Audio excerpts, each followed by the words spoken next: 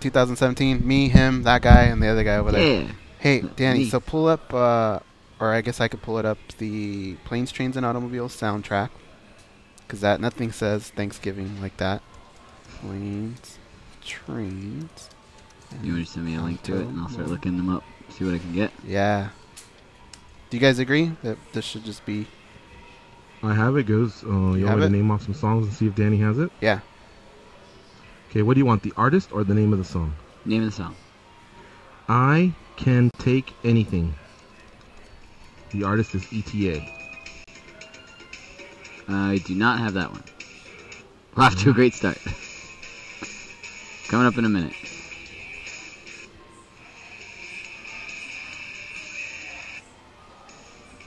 Okay, how about Modigliani? Modigliani.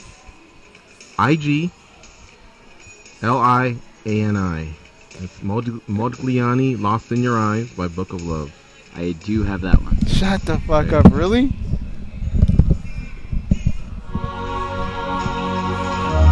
Coming up at 30. Do you want to start the second hour with that?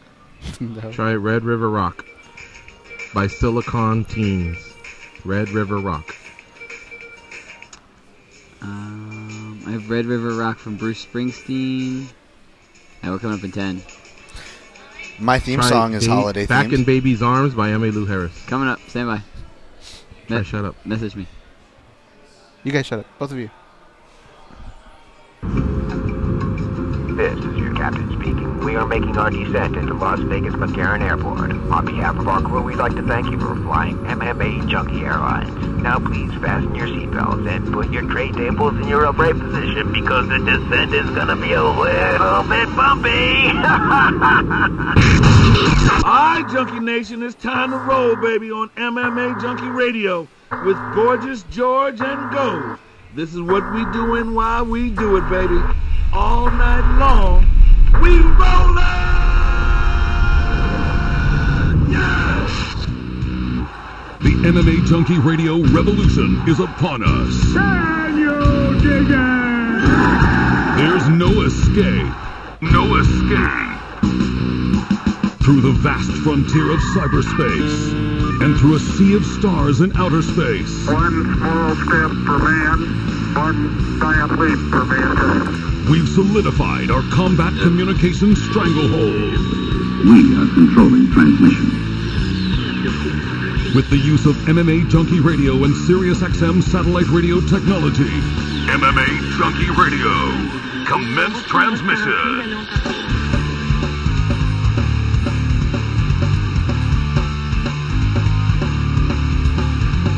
Live from MMAjunkie Radio HQ in the fight capital of the world, Las Vegas, Nevada.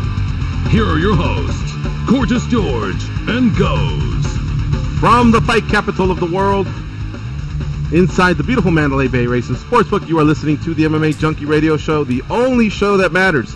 I'm your host, Gorgeous George. With me, as always, is the devious and dastardly Goes. He's our ace co-host. Our latest addition to the show is Dan Tom, the fight analyst, and of course, Danny Otto, handling all the producing duties, gluing the show together. What's up, guys? How you doing? Good. I was doing great until I got a message on Facebook that I didn't like. Well, was it from me? What's up with your stupid brother? Did it start off like that? No, there's a girl who is relatively cute, and she sent this to me and 95 other people. I know she has more than 95 friends. The message is this: to all my friends and family looking to lose weight, gain muscle, get in shape, this already tells me that she has identified me as a fat boy on her friends list and said, you know who really needs this? That guy. Should I take offense to this? Unless she has 95 friends. Spam? It's a friend.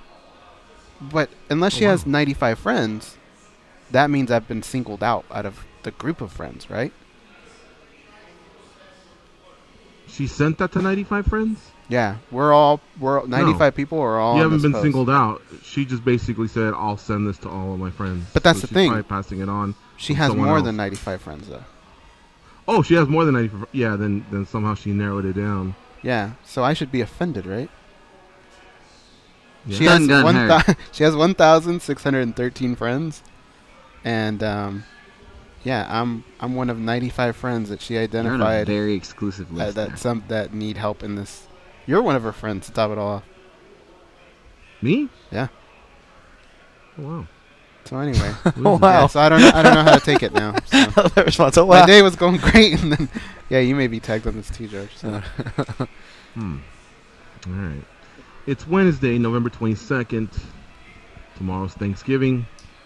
Don't worry, Junkie Nation. If you are going to be listening to Sirius on Thursday and Friday, we got you covered. We spent some extra time in the studio recording stuff for you, so we're not leaving you hanging. But we'll do it at the end of the show, and we'll do it here to start off the show. I hope you all have some safe travels to spend some time with some family. It's a beautiful 4-day weekend. If you follow, if you're on Instagram and Twitter and Facebook, people are already posting pics of what traffic looks like. So just be safe out there. Have patience. There's no way around traffic or long lines or whatever. And you just put yourself in the mental state to just accept it, Get yourself your favorite coffee. Chill out. Put on some good music. Maybe some old junkie radio shows. Or even, how about the 30 for 30 audio that was done by ESPN talking about the early days of the UFC. Of course, prominent figure in that is our good friend Art Davie. I think you'll really, really like it. I listened to all 55 minutes yesterday and it was very well done. They caught up with a lot of the fighters from the first UFC. And it was great to hear some of those voices and just great to hear some of the stories behind the scenes. As much as I've already heard a lot of the stuff, either through Art's book or through Art directly, there was a few nuggets in there that I really enjoyed. Wait till you hear how Taylor Tooley actually helped save show number 1 when it was starting to unravel. But I don't want to give it away. But very interesting to just hear the concept, the idea, that Art had on the beaches of San Diego, California, all the way until they actually produced show number 1. Skinny Brazilian named Royce Gracie took down the tournament, and 86,000 people paid for it on pay-per-view. It was a home run. It was great, man. Have you caught it, Goes? I sent you the link. Well, actually, I asked you that earlier this morning, so I know you haven't, but you got to check it out. You'll like it. I wish I had it for this drive right now. That I might download it before I go. But for those of you who are looking for ideas like that, that's a good one. And then also too, you've heard Big John McCarthy on the show quite a bit. He's definitely going to be back. Get that book, because that book, if you're going to like what Art Davie has to say, you're going to love Big John's book.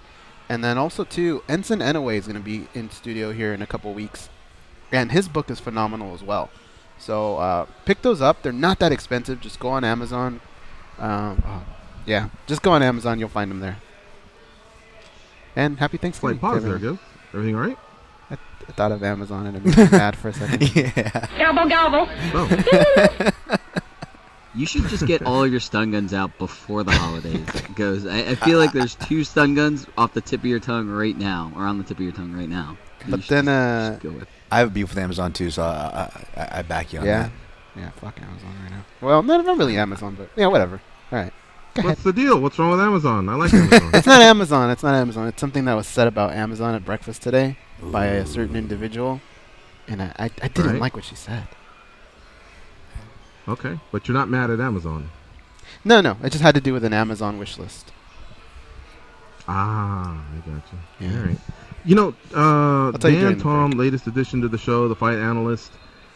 I don't know that we've really given you the platform, as we've been doing some pre-records in the last few days. I hope you actually catch one of the episodes where we, talk about you and Danny. But is there anything going into the Thanksgiving holiday that you're thankful for? Yeah, definitely. I didn't think I gave the best answer the other day. I don't know if, I don't know if it really was that so much of a thankful speech, but I really did want to give that. So thank you for that. But yeah, man. Essentially, it gets crazy this time of the holidays, and I kind of was touching on that earlier on this week, and my experiences working retail and whatnot, and it can be easy to get caught up in all that madness. But to not kind of harp on the negative, it kind of takes these crazy times. Something I was kind of saying off air. It takes crazy times to kind of appreciate the good ones. So even if you don't, you feel left out this holiday season, any listeners or audience, you don't have, the stereotypical family and friends like you see in the commercials or any of that, and stuff. Don't let any of that get you down. I mean, easier said than done, but just remember that, sometimes it's the harder times that make you appreciate the good times. And I know I can personally, say that it's been an amazing last 2 years, stepping into this stretch of, working into the MMA media, but it's been a hard one too. It's been full of a lot of hard work and behind the scenes sacrifice. And sometimes I don't know how I'm going to do it, guys, but there are people like yourself, Danny included, the best producer in the world, but no, Gorgeous George and Goes, and we kind of say it ad nauseum, but I dare say, this is where I will kind of speak for other people, the MMA community should be grateful for guys like you, because not only are you giving ears like myself a home to listen to for so long, but you guys are one of the more understanding people as far as not just media, fans, fighters, all the sides. Usually fans are worried about the fan side. Fighters are, we don't like the media, we're about the fighters. And media, even to a certain extent, it can be hard. It'd be easy for us to get stuck in our bubble. You guys are some of the three, the two of the most genuine dudes I know who can honestly touch base on all those levels and bring these worlds together. And to, coming back, rounding it back in a circle to a schmo like myself who ups and downs and struggles and have found a home here in the best place in the world, MMA Junkie Radio. And that's thanks to you guys. I mean, just the levels of and I know there's a lot of listeners that, you didn't give them a job, but you might as well have, because they're here, they're clocking the hours with us every week listening to this show. And I think we all have a reason to be grateful. And it can sound really cheesy and beaten over the head, but believe it or not, I don't know if you guys get enough credit, as crazy as that is to say. So I dare say to use this platform to give you guys thanks, and this place thanks, that I know I'm not the only one that can call this home. So thank you guys. Thank you. Dan, you kind of fucked ours up. Ours sounds stupid now. Dan's is way better. I don't know about that. Yeah, thank you, Dan. Wow. I guess no, thank you. Thank you very much for that compliment. Means a lot. We're happy to have you, and hopefully this is the start of a long relationship. And I guess I also wanted to just give you the platform for if there's anything outside, that you're thankful for outside of MMA, because we did discuss what we're thankful for with MMA, and then we thought, well, yeah, what else are we grateful for outside of MMA? And the same goes for you, Danny Okers, if you guys want to put a bow on that topic, because it definitely was discussed, but I think it's important. It's actually felt good, for I think for everybody to communicate one way or another through this. Yeah, it like I kind of hinted at, it can kind of feel like there is no life outside of MMA sometimes for me, because it's just I'm so inundated with it. But that being said, that makes me grateful for, I guess, the people outside of MMA who support me, and again, all our support systems probably look a lot different depending, what our situations are in life. But me, I'm lucky enough that I've got a loving mother, stepfather, and girlfriend who I barely see them these days. But man, they don't give me any guilt when they can. They don't give me any guff when they absolutely have the right to. And I feel like personally I've been slacking in those relationships in my life. But you know what?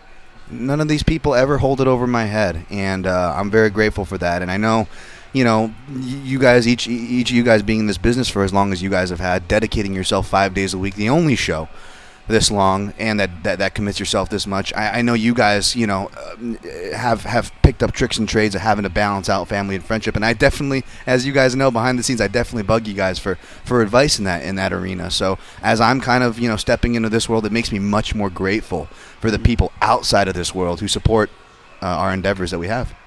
Yeah, no, you definitely have to make sacrifices and learn little tricks here and there that you just kind of use to how can I put it?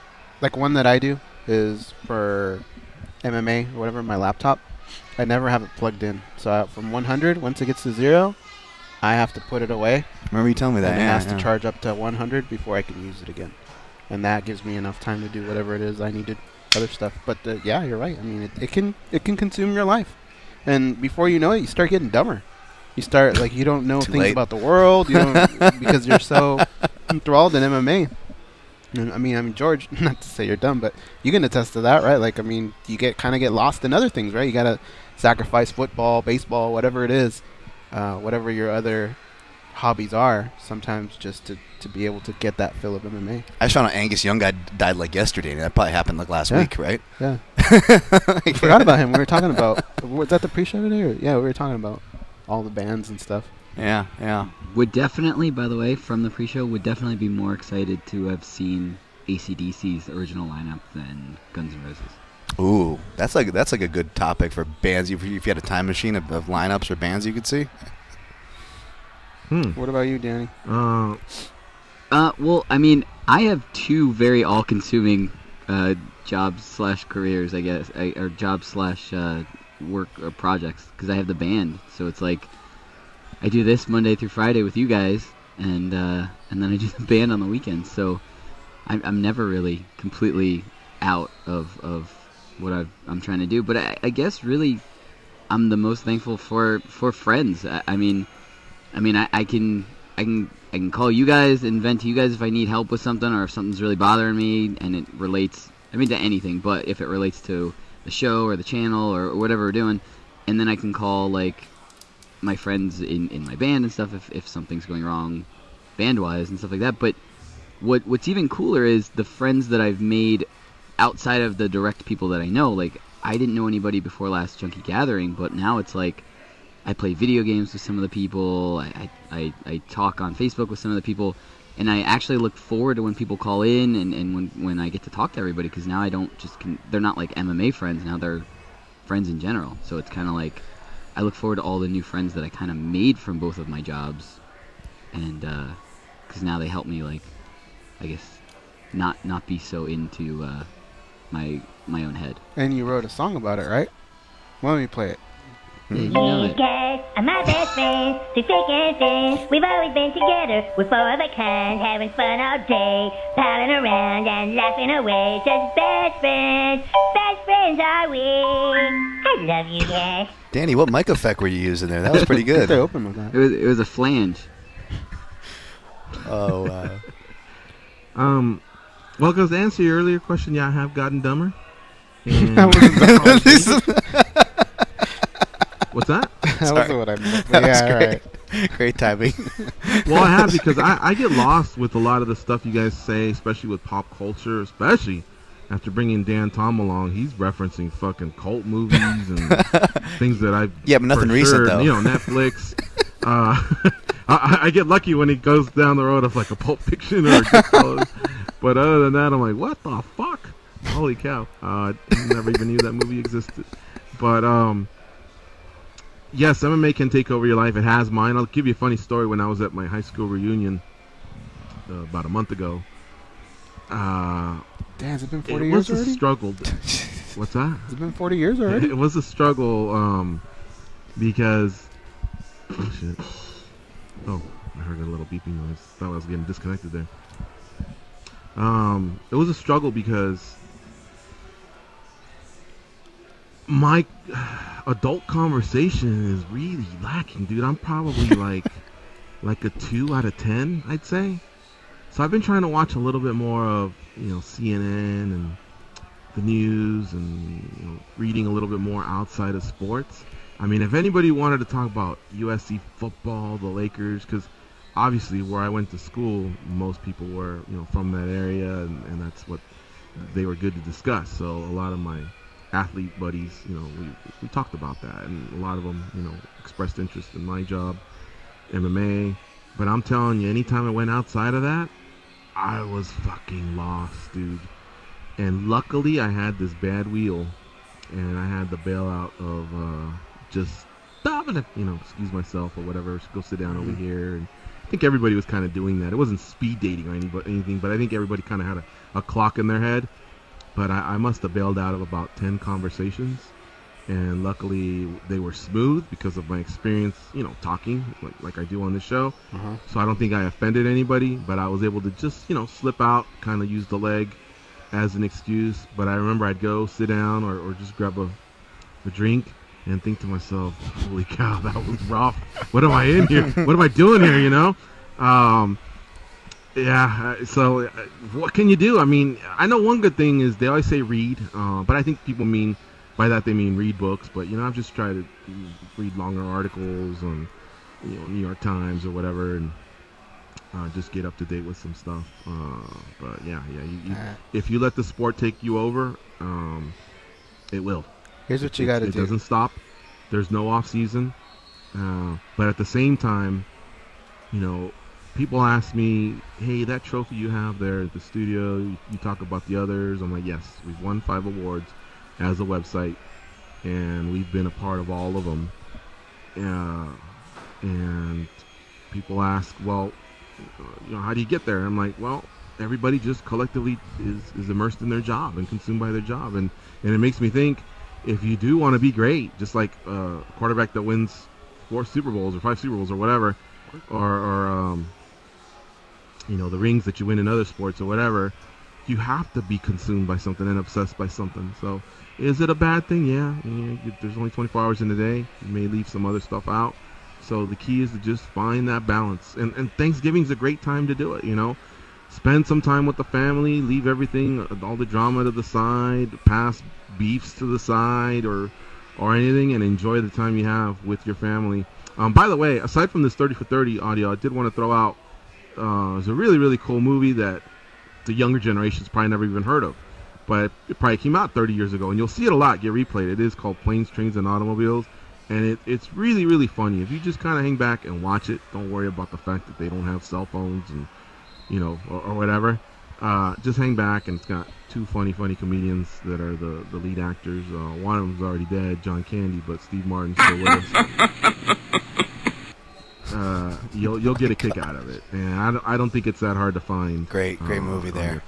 Satellite or cable system. I'm not laughing that John Candy's dead. That's his voice. That's him laughing from the movie.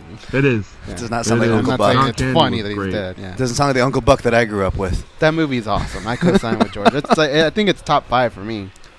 Now I want to go on a John Candy marathon. Some cool run-ins in there. Summer Rental, yeah. There's some good ones, man. Yeah. John Candy. Home Alone. He was in Home Alone. Good reference though, Gigi, on Planes, Trains, and Automobiles. You really can't go wrong with that one for anybody listening. I co-sign. Danny, you're kind of quiet. Could it be that you've never seen that movie? I love Planes, Trains, and Automobiles. All right, good. As soon as you started talking about the soundtrack, I was like already starting to try to look up some of the songs. I loved John Candy when I was growing up.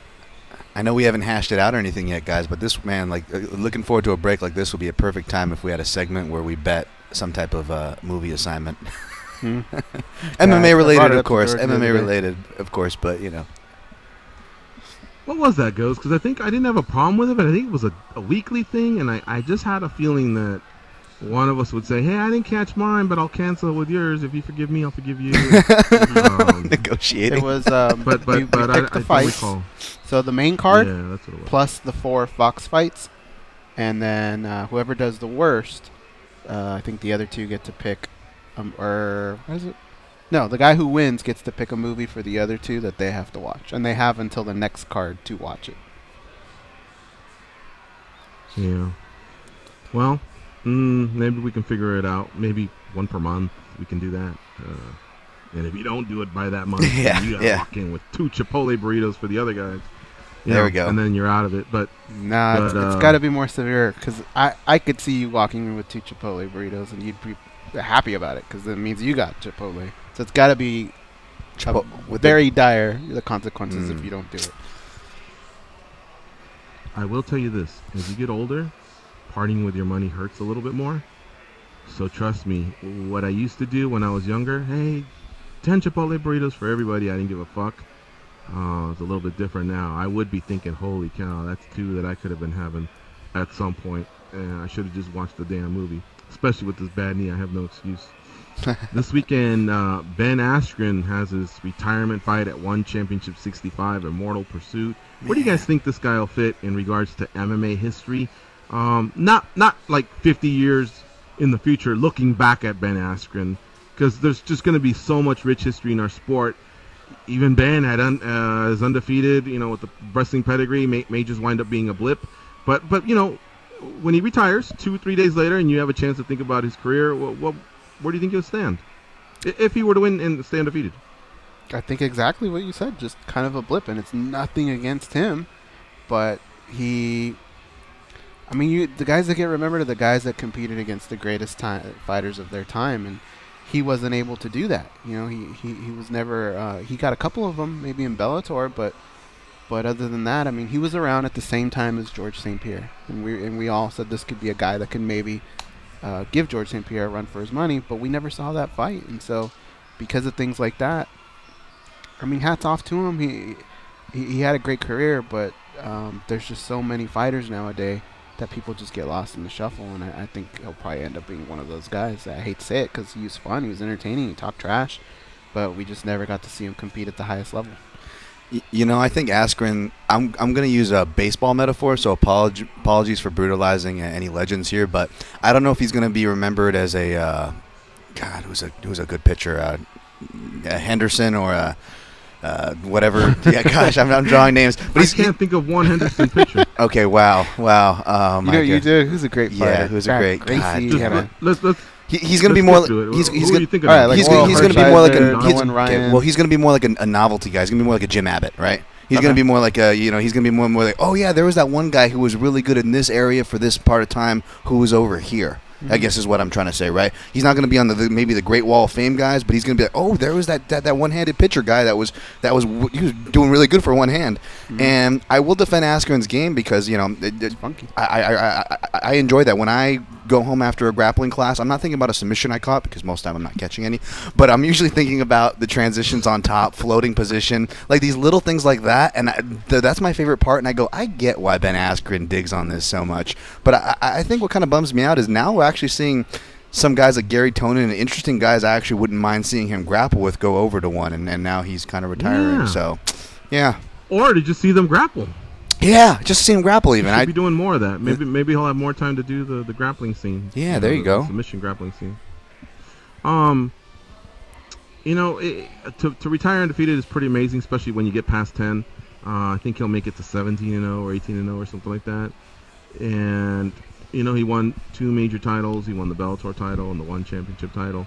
But the MMA leader is the UFC, and to not have mixed it up there, it's a damn shame. Now, let's give him credit. He flew to Las Vegas. He tried to make this happen. Dana White is the one that just didn't want anything to do with him. Now, I don't know if behind the scenes there was more to it. I know they beefed online, but damn, Dana's been able to put that to the side before. So, you can't just hold it on Ben, the fact that you can't say he avoided or anything like that. Maybe he gave himself too high of a price, but I don't know. But let's see if he gets to the fight. I think either way, it'll still be a fighter that we'll talk about for a while. But it's God, him versus GSP would have been a great fight. I mean, he's very comfortable on the ground. In fact, he may have been able to take GSP on the ground. GSP would have had to do something like he did with Bisping, and that's mix up the two, but maybe win the fight via the stand-up. Now, I know he choked out Bisping, but he actually put him down with a left hook, and then that's what started the ground and pound that led to him taking his back. But I just would have really loved to have seen that fight. You know what I hope is that Askren can maybe take a year off and then feel like there's one more in him. I mean, if GSP took 4 years off and he came back, well, maybe they can lock it up at some time. It won't have been at their apex, but still, I'd love to see it. Also taking place this weekend is Michael Bisping versus Kelvin Gastelum. If you haven't heard, Anderson Silva, who's out of this fight because of his troubles with USADA, that left Gastelum as the main eventer there in Shanghai, China, but without an opponent. 2 weeks ago, Michael Bisping threw his name in the hat, 1 week after him losing his fight to George St. Pierre. So that's why UFC 122 is headlined by Bisping and Gastelum. Guys, who do you think is going to take down this fight? I'm going to go with Kelvin Gastelum. If it were a 100% Michael Bisping against a 100% Kelvin Gastelum, I might give the edge to Michael. But the dude just had a pretty, I don't want to say a war because I don't think it was a war, but it was a significant battle that he had not too long ago. And to turn it around, fly across the world, and do it again, I just don't think things are in his favor. How about you, Dan? Flying around the world. We should get that. Around the world. We should get that drop for this. Not enough time to build up for this week, but yeah, it's tough. It's not just going around the world, but obviously I rewatched the fight, having to do my breakdown, which will be out on Junkie this week for y'all. But I was rewatching the fight with George St. Pierre, and man, it wasn't even being dropped with the left hook. I mean, it was a flush left hook. But those elbows were landing so hard, and Bisping's thud. And not just a thud, because Bisping's head was flat against the mat. It wasn't even like he was curled up in his guard. Like, his head was flat against the mat with nowhere to go. And those are the worst shots. That's where you hear the thud usually, is because the head has nowhere to go. And just seeing the way he matches up, I kind of equate this to almost like a Robert Whittaker type matchup, where you have a younger, more mobile guy who can stick, move, counter wrestle, and I don't want to tip my hand on my pick, guys, but I just want Bisping to get through it okay. I'll just say that. I want this guy to get through it okay so he can have a proper send-off match. I guess that's my silver lining that I'm trying to pull from this matchup. How about you? I think you should tip your hand. Because if you think about it, even if somebody hears you declare Bisping or Gastelum as your pick, they still want to go pick up or, read your article, because you're going to touch on all the other fights. Right, Plus, yeah. you're going to give fights to avoid, the parlays you're kind of digging, the actual picks you make. Throw it out there, Dan Tom. What the hell? It's Thanksgiving. It's the last show of the week. Well, surprise, surprise. I got Gastelum, and I see him getting it inside the distance. I'm hoping he'll get it done by decision, because that'll kind of fall in line what I just said, as in Bisping maybe getting out okay. But it's hard. Bisping has been dropped or stopped. It has been dropped just alone in 5 of his last 7 fights, guys. 5 of his last 7 fights he's been dropped, and arguably stopped in some of those wins and losses, right? Or could have been stopped at a certain point. I mean, they're not just like he slipped on a banana peel and got back up and was fine. So yeah, with the damage trend, that leads me to pick toward Kelvin Gastelum here, even with the opponent's change of a Southpaw Anderson Silva to Orthodox Bisping. I don't think it affects him that much. Goes the Gator? I went first, fool. Oh, okay. You did? Who'd you take? I took Kelvin Gastelum.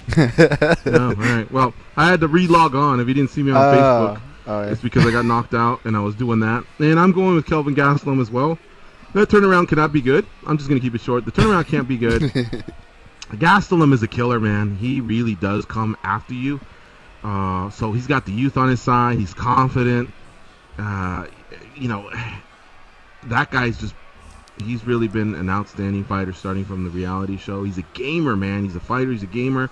The ability to, shake off losses, put the doubters, off to the side and just focus on getting better and full of confidence. I mean, he lost a split decision to Tyrone Woodley, so he's been in there against the best. Bisping, about 3 to 5 years ago, I think this one would be really, really close. But as much as we applaud Bisping for sharing most wins and having the most fights under the UFC banner, that has to stand for something. It's not like he really gained too much wear and tear from this camp. What was it, maybe 10 days at the max? But it's on the heels of the fight camp that he had for GSP, the fight with GSP, the travel to and from New York. Those are 6-hour flights from California, which is where he lives. And now the travel to China, to Shanghai, versus a young fucking killer, you know what I mean? Mm-hmm. And put that together with what Dan Tom just threw out, those stats about him getting dropped, which I know he gets dropped in this fight. I just didn't know it was like that. I think it's Gastelum. I think it's inside the distance as well. All right, let's take this quick call and then we'll take a break. Hal from Chicago, what's on your mind, brother? How you doing? Well, boys, first I want to say I am thankful for the Junkie Nation and your show. You guys still number 1, man. What can I say? Thank you, sir. And now, get that out of the way. Here's my stun gun, and it's for the 2 of you. Dan and Goes, you going to put up with that? I could take it, Hal. I could take it. This is all Garcia stun gun. Oh. Now, I'll preface it with saying that I'm a degenerate gambler and a pretty lousy one, so I take ownership of my losses, which have been rather significant this season. But stun gun for no squid every Friday. Come on. What happened to that? Look, as far as that's concerned, I'm going to put some of that on Sammy the Squid. You got to also want to be on the show, and I've talked to him, all right? We were going to line it up. We got off to a little bit of a rough start in September because we did that trip to JBLE. Then I had my knee injury, but we managed to get him on the show, and there really wasn't a follow-up from his end. Whereas early on, Gotcha. he really was excited. You know, he had his T-shirts. He had the commitment of coming in. He's one of my best friends in the world. I love the guy. I was just at his house the other day for the birthday. But when it comes to this, you got to stay in my ear. You know what I mean? And if you're not throwing yourself out there, I'm not remembering. That's for sure. Because all I'm doing, dude, is I'm in the Pacific Ocean with no life raft, and I'm swimming, and I'm trying to figure this thing out. You know what I mean? When it comes to scheduling and segments and this and that and whatever. And so it's a little bit on him. Maybe it's a little bit on us. You know, I was just talking to Dan, Tom, and Goes and Danny the other day. We really haven't even been cohesive with, you know, the latest edition of Dan, Tom, and Studio because I've been at home. You know what I mean? So I'm not really there. Yeah. Our conversations are limited, and I'm excited because this week is short. Next week is short because of our trip to JBLE. But after that, the Kodak machine goes back to Sirius. I will be in studio. I won't be 100% yet with my leg, but we'll be there, and you know we're gonna have 1 month to really, you know, blossom as a foursome, and you know we'll use that month so that 2018 is a banger one way or another. You know, form Voltron. But like I said, I didn't hear as much from Sammy either, and I don't know. But Hal, I'm telling you, I can help you get out of that hole. You just let me know. George is All serious, guys, too. Have you seen his beard lately? It looks like Syriana. He's auditioning for Syriana, too. George Clooney over there with the beard, right? One of my favorite movies, by the way. Top 10 for me. Love that movie. Come on, top 10? Top 10. Top 10. Syriana, man. Very well written, very well produced. I got to give it another shot. Oh, come on. It's good. No, it was good. I got to give it another shot. Top 10. World of movies? Top 10 is strong, though. It was good, but top 10 is strong. I got to rewatch it. If Hal says it's top 10, I'll give it another shot. Top 10 movies filmed in the Middle East? Okay. There you go. All right. Okay. All right, we got to go. Thanks for the call. Happy Thanksgiving to you and your family, Hal. You're listening to MMA Junkie Radio on Sirius XM Rush 93. Stay close, and when we come back, we will talk to Nate Landwehr, who just got a win over Victor Kolesnik at M1 Challenge. We had this guy on before, and he talks a good game, and I always love the talkers.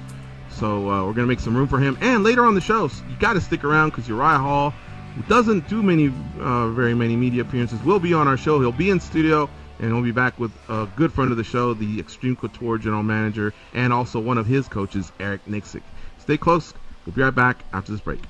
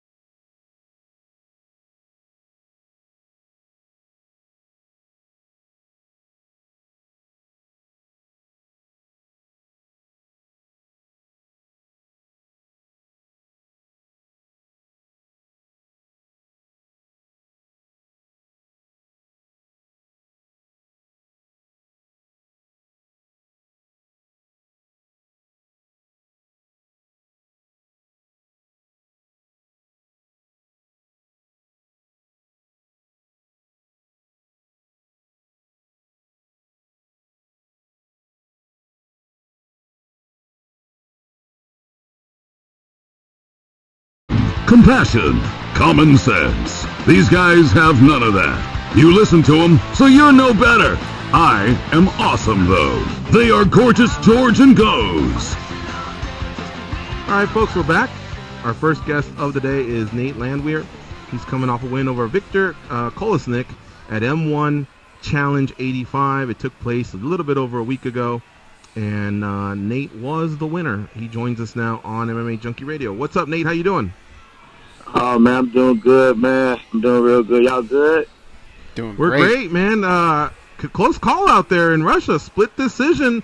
Were you nervous at all when it even got to the decision portion of it? Even though the Russians have taken a love to you, you know how it is on foreign soil.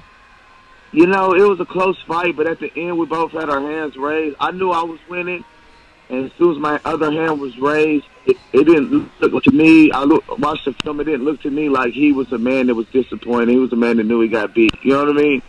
Right. It didn't look like a man. When my hand was raised, he didn't look like, nah, man, it ain't supposed to be raised. He looked like, okay, yeah, he beat me, he got me. You know what I mean? Right. What happened in the first round, by the way? Was there an eye poke? I saw you point to your eye or something like that, and he was trying to poke me in the eye many times. He poked me in the eye. Mm-hmm. Okay, and yeah, it looked like he was trying to show remorse and give you the old high five. You wanted nothing of it. Don't poke me in the eye and just keep poking me in the eye and knee me and you know what and freaking I'm not saying it was all on purpose. I'm not saying he just forgot his mouthpiece on purpose, but things you're supposed to do as a professional. You know what I mean? But I told y'all last time that it was gonna be more crazy than last time. It was a good fight. I liked it. If you didn't like that fight, it was a great fight. Yeah, I'm sure fighters don't like the comparisons, but I love the way you press forward. It reminds me of what Justin Gaethje does. I mean, he wants to fucking throw down. He wants to be violent, and you were stalking this guy down the whole fight. I mean, I don't mind. Compare me to whoever. Just talk about me. You know what I mean? That's all I care about. Compare me, talk about me. As long as you mention me, I'm cool with that. Nate the Train's here. Got my Nate the Train style. I love to fight. I'm there to fight. I'm not trying to win no rounds. I'm trying to we fighting. You know what I mean? I feel like if we would have went to the next round, I would have finished him. And I mean, it's curious because we'll see what happens. I might be fighting for the title.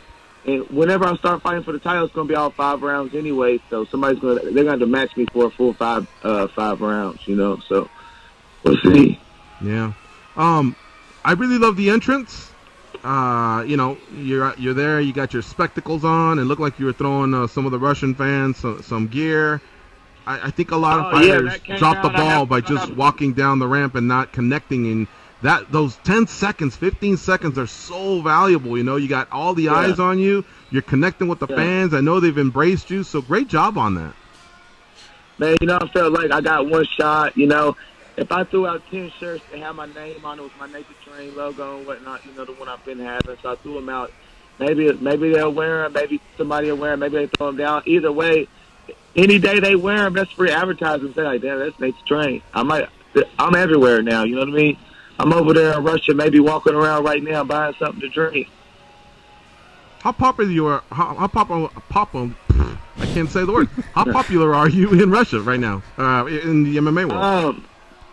I feel like they like the vibe, and when they see me fight, they can't deny the fact that it's something different, and it's really the way I say my fighting style is worth the mission. You know what I mean? There's no movie that you can go see that's going to be better. You can't go out to eat and have a better time. Can't go see anything. No concert. You pay the money to come see a Nate the Train show. You leave money well spent. Mm-hmm. Do you feel like they embrace you in terms of like, hey, we got ourselves a quality American fighter here that can sell the fights? Or do you feel like you've kind of been set up and they're just going to keep throwing Russian after Russian at you, and kind of, build a little bit off that Cold War from the 80s and everything that's going on between the two nations at certain points? As far as the fan-wise, I think I'm getting more fans over there, but as far as the promotion-wise, the promotion loves it all.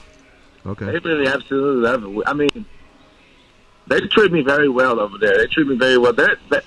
I might very well be fighting for the title next. We'll see how it goes, or they might give me somebody else. We'll see. Whatever they want me to do, I got 6 fights with them, and that means there's 4 more people just getting an ass whooping. So whoever they want that to be, I'm signing the contract as soon as it's sent over. Anybody.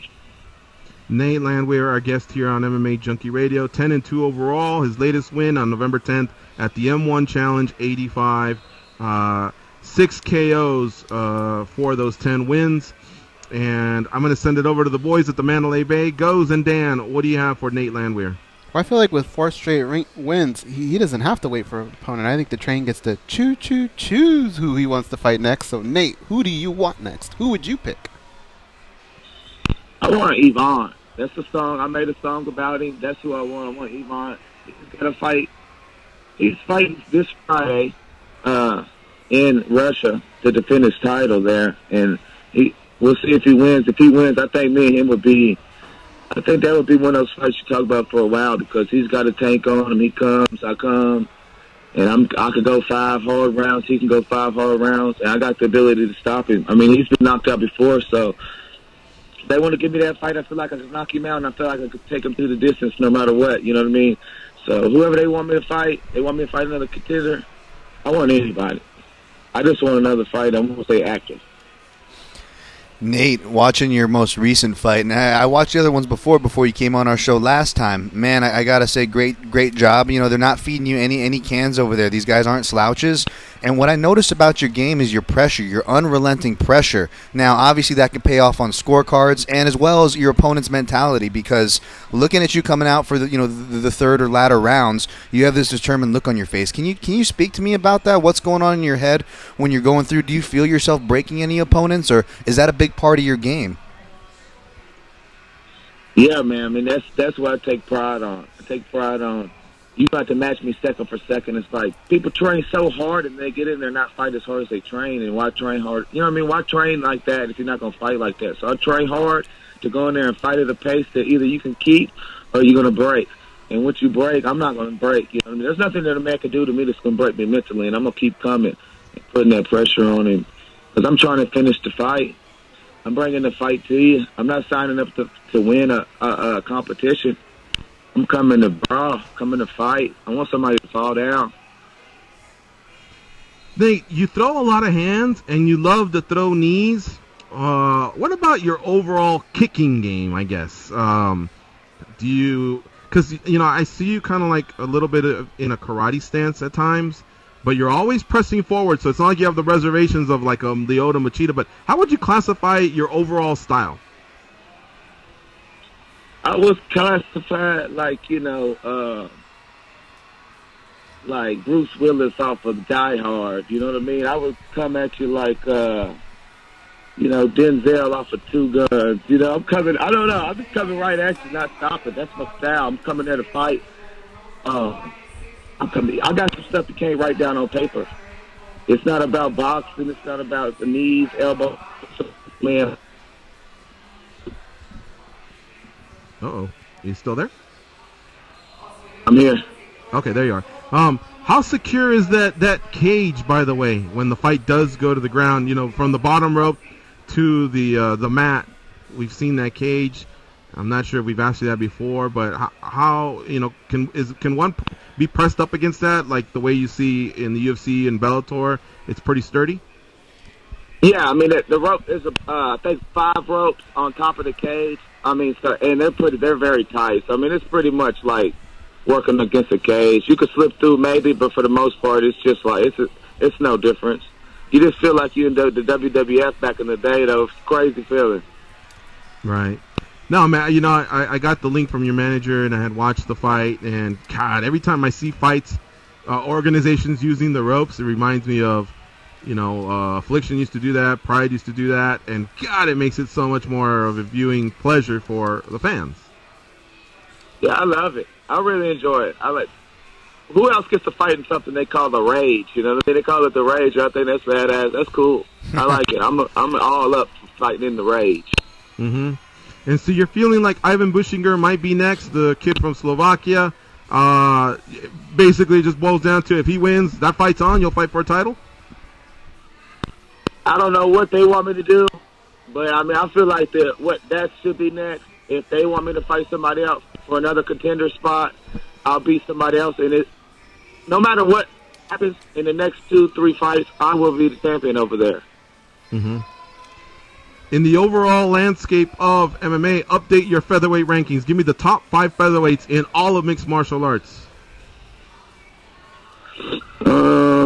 Shoot, I don't even worry about that, really. I don't care who else is doing. I'm out here trying to make it myself. I mean, the rankings don't mean anything. There's a lot of great fighters right now that nobody knows about, like me, and I'm coming for a spot. Mm-hmm. Well, you know, Max Holloway's out there, Jose Aldo, they're fighting. Can you kick both of their asses right now, or is there still a little bit more work to do? They're cold. I mean, they all cold. Swanson cold. They all cold. I'm just over here doing what I do. I would love to fight any one of those guys. I would love to do that. You have a very fan-friendly style. I'd love to see it. But in the meantime, you're doing workout at M1. Congratulations on that win. I hope you get the Bushinger fight. I'll be paying attention to see if they get it, and hopefully there's a social media push. Count on it from our end. Thanks for the time, Nate. Enjoy the holiday. Oh, yeah, man. Thank y'all guys for having me on. All right, brother. Take care. All right, folks. That's Nate Landwehr, the train, 10-2 overall, coming off a win over Victor Kolesnik at M1 Challenge 85. We're going to take a break here. You're listening to MMA Junkie Radio on Sirius XM, Rush 93. Stay close. We'll be right back.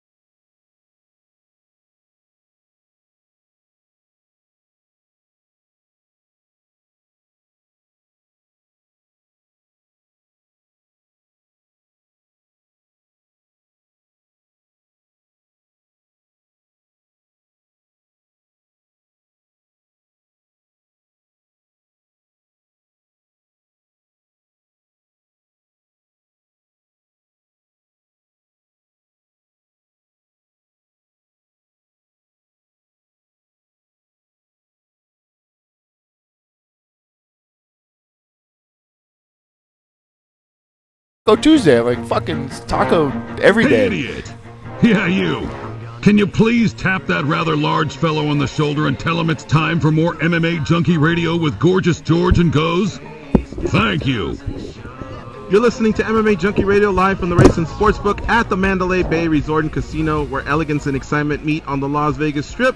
877-632-7000 for room reservations, or follow them on their social media fronts of Facebook, Twitter, Instagram.com/Mandalay Bay. Let them know the at MMA Junkie Radio guys sent you. While we're tossing out the Twitter handles, mine is at MMA Junkie George. Goes can be followed at the Goes. Dan Tom, our latest edition, is at Dan Tom MMA.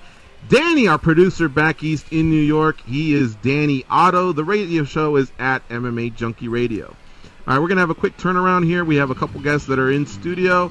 We'll be joined by them when we come back from the break. The first one is Extreme Couture's general manager and also coach to many fighters, including the guest, our featured guest here to end the week, Uriah Hall. The manager, of course, or excuse me, the general manager I'm talking about is Eric Nicksick, great friend of the show, at Eric_XC MMA. And Uriah Hall, UFC middleweight, he'll be joining us as well. He's at Uriah Hall MMA. All right, folks, just a quick break here, and then we'll come back and we'll talk to Eric and Uriah about what's next. And we know what's next. It's January 14th versus Vitor Belfort. It's going to be a great fight. We're hearing it's the last fight for Vitor Belfort. So what a show these two guys are going to put on. We'll talk about that when we come back. It's MMA Junkie Radio on Sirius XM, Rush 93.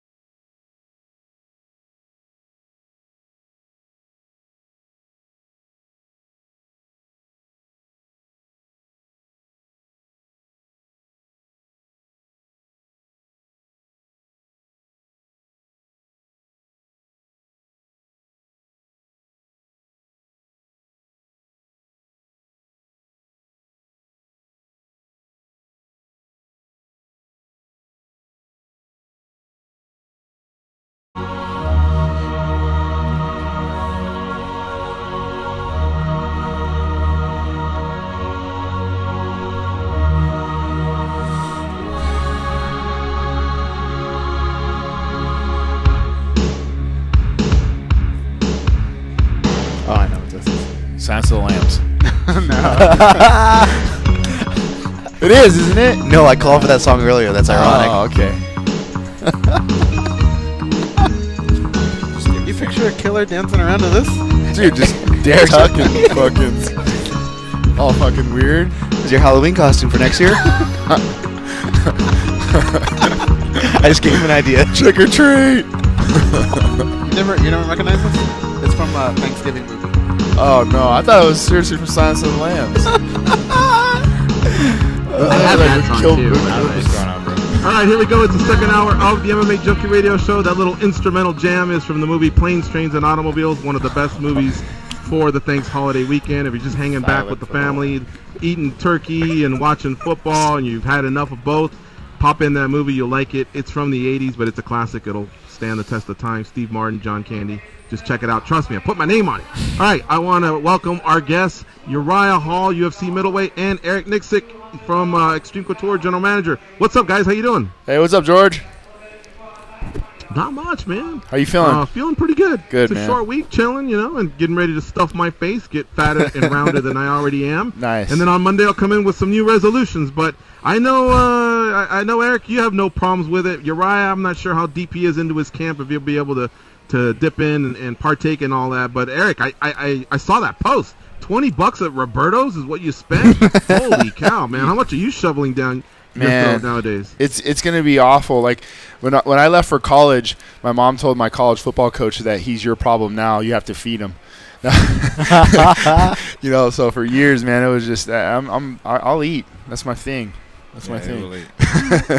This year we had at our Junkie Gathering, we had Extreme Couture versus Junkie Nation in football. Yep. And obviously, you guys are professional athletes. I think you guys were probably like a -1,000 for that game. But when it comes to eating, we're more like the professional athletes. I think we would be more at -1,000. I wouldn't put athlete next to that. You would be their representative? I would always. Like a hot dog eating contest or something? Whatever. I'm down. If tacos, it's eating, hot dogs, I'm eating. What's your thing? Tacos. I'll smash tacos. Yeah. I'll get down some chicken wings for sure. All right, we got sushi. A couple ringers. Sushi's it too. I'm a sushi guy. You're a sushi guy? I love sushi. All right. What's your spot in Vegas, Uriah? I don't really have a spot in Vegas. No.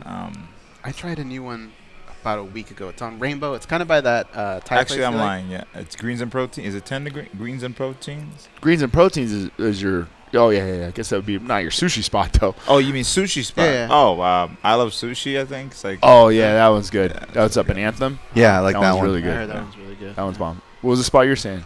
Oisha or something like Oisha. that. By Palms. Good. Yeah, you like it's it? real good. Yeah. I think I've only had that one once. Goemon's pretty good. Goemon's good. But, I Love Sushi is one of the longer ones that I've been going to. That's Tavares' spot. Goemon's Tavares. They walk in, they're all fucking wave at Brad. Everything's Tavares' spot. That's true, too. That's true, too. There's a lot of Asian Pacific Islanders that go to that spot, though. Speaking. I'll be your guys' Kobayashi, though, if you need a ringer. Kobayashi. Eric, do you spend, literally the same as having an Audi 8? What's it called? The A8? The car payment would be like $900 a month. Is that what your food is, even outside of just your family? Yeah, I would say so. I'd actually thought about if I was able to cut my budget a little bit, it would have to be eating food. I went to Skinny Fats last week, it was last Thursday, and I ordered 2 sandwiches. I ordered the Blaze Witch and this mom's meatloaf sandwich, and the lady's like, "Oh, who else is coming with you?" I was like, "Oh, it's the worst." Me, motherfucker. I'm coming with me. I brought my appetite. Me and my appetite are here. Yeah, and just a spider, I ate both sandwiches. I always feel bad when when they put 2 pairs of chopsticks in your bag. Yeah, it's all me, man. It's all mine. It's all mine. Feeling, man. Yeah. Yep. Uriah, are you a pretty big eater, or do you just pretty, chill out, unlike E over there? It varies, man. I mean, when you're in camp, it's like you gotta eat, required. But outside, I think I was a fat person in my past life because I love food. As a kid, the doctor told me that I'm prone to have diabetes if I don't stop, because my mom would be like, "You need to stop eating," and she brought me to the doctor. I would take a blood test, and I hate needles. And the doctor's like, "Oh, you don't like needles?" I'm like, "No." And he's like, "Well, if you keep this up, you're going to become diabetic, and you got to stick yourself every day." And I think I was maybe 12, and that was my wake-up call to stop eating food as much. So, but I love food. All right. Oh, man. Now, you mentioned sushi. What are some other cuisines that you like? A lot of them are Jamaican dishes, but honestly, man, I just became I'm probably going to say this word wrong because I've been working on it. Pescatarian. Am I saying it right? Yeah. So I only eat fish now. I mean, as an athlete, I feel like my body, as I get older, is adjusting and is telling me to cut certain shit out.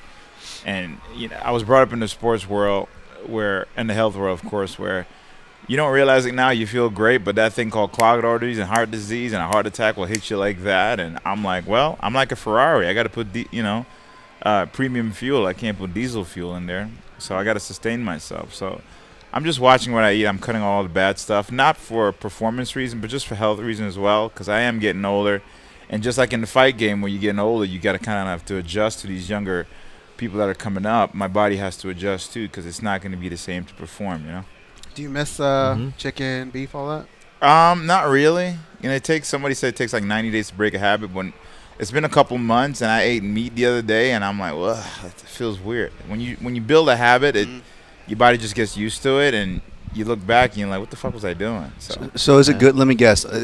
A, there's probably not many good Jamaican spots, if any, in Las Vegas. And B, I guess, is it good that there's none? Because, for example, I can't speak for Tavares, but I am Hawaiian, and I almost wish that we didn't bring our food to Vegas, because there's so many Hawaiian spots we can get lost in now. So oh, yeah, they fuck it all up. I mean, I'm a Jamaican, but a lot of these Jamaican stores, they're terrible, man. It's like you go in there and they're mad at you for being there to order food. They even make videos of this. Like, what do you want? Like, motherfucker, I'm paying you. Why are you angry at me for paying you? If I want real Jamaican food, I got to go to Jamaica to get it. Okay. They're a little bit nicer. But here it's like they're mad at you for their food. Really? Might as well spit in the bitch. I've actually never tried it. I've always wanted to. But what's the go-to meal if you want to do that? A lot of people say, especially white folks, with jerk chicken or pretty much jerk chicken with anything like dumplings. But the real Jamaican food, it's called ackee and saltfish, and you can have fried dumplings with those or frying green plantains with them. That's like the authentic Jamaican dish. In my opinion, you ask any Jamaican, they will never turn down ackee and saltfish. If they do, they're either Jamaican or Jamaican. They're Jamaican it. Did they have better Jamaican food in New York? Because when I lived there, I felt like I saw it more like corner stops or more shops than I do out here. Kinda, My mom, she makes it from scratch, so I know it's like authentic and rich. I'm sure your mom too, if anything, but it's kind of like they overdid it because a lot of Americans don't have a clue. It's like when someone goes in a UFC gym, like, yo, I train UFC, bro. No, you train at a gym of the organization of UFC. Right. So it's just how you kind of introduce it. But cool. I don't really say so. I was just thinking about that today. Do you guys remember Danny Abadi from like season 3 or something like that? I remember the name. I think it was Tito's season where he won a fight, I think, on The Ultimate Fighter, and he screamed out, "I'm an Ultimate Fighter," and Tito checked him and said, "No, you're not. You're not yet." And I was thinking about that. Why isn't he at that point? I mean, he did have a fight. It was The Ultimate Fighter, but haven't we kind of changed our perspective on that nowadays, or is it still like that? Like, you got to get to the big politics, I don't know. Bro. Yeah, I don't know. Like, I remember. Like, I mean, you were on The Ultimate Fighter, right? So you can kind of attest to it. What would you think about that today? That comment.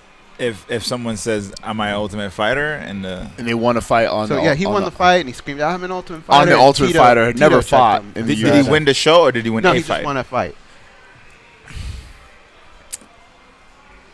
They don't really count, right? I'm gonna give an example.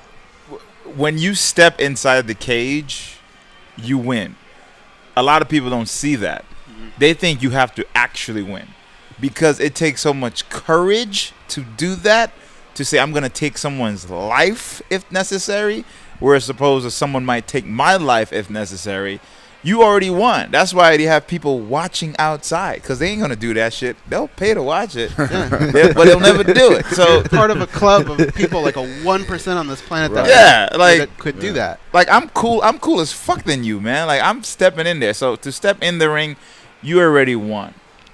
That analogy crossover with the same is how you view it, In my mind, I'm going to say I'm number 1 on the UFC roster. It'd be like I'm number 11, but I have to say that to myself. So if he wants to say he's the Ultimate Fighter, then fuck yeah, bro, you're the Ultimate Fighter. Who are you to tell me I'm not, Right. That's how I look at it. Gotcha. That's an interesting take. I like that. Uriah Hall, our guest here, UFC middleweight, along with Eric Nicksick, both in studio.